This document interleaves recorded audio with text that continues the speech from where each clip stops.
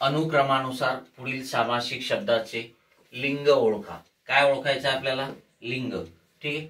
हे जे सामासिक शब्द दिलेले आहेत आपल्याला अनुक्रमे भाजीपाला, गायरान, मीठ भाकरी या शब्दांचं आपल्याला लिंग ओळखायचं आहे। ठीक आहे। बघा आता हे सामासिक शब्द आहेत मित्रांनो, आणि या सामासिक शब्दाचं लिंग आपण कसं ओळखत असतो? तर या सामासिक शब्दातील हे जे दुसरं पद आहे पाला, या शब्दामधलं रान आणि या शब्दामधलं भाकरी, या दुसऱ्या पदाची जी लिंग असतात ते लिंग या संपूर्ण सामासिक शब्दाचं असते। लक्षात आलंय का? सामासिक शब्दाचं लिंग ठरवताना त्या सामासिक शब्दातील दुसरं पद ज्या लिंगाचं असते ते लिंग त्या संपूर्ण सामासिक शब्दाचं असते।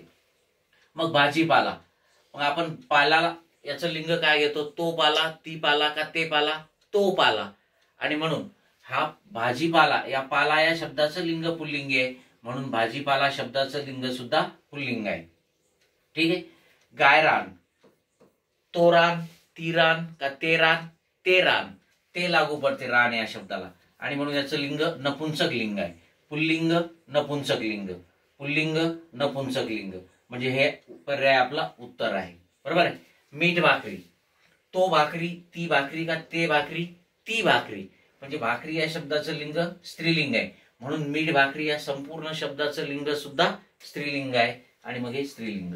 ठीक आहे। आणि म्हणून 4 नंबरचा पर्याय आपलं उत्तर आहे। भाजीपाला हा पुल्लिंगी शब्द आहे, गायरान हा नपुंसक लिंगी आहे, मीठ भाकरी हा स्त्रीलिंगी आहे, आणि हे कशावरून ठरवलं आपण?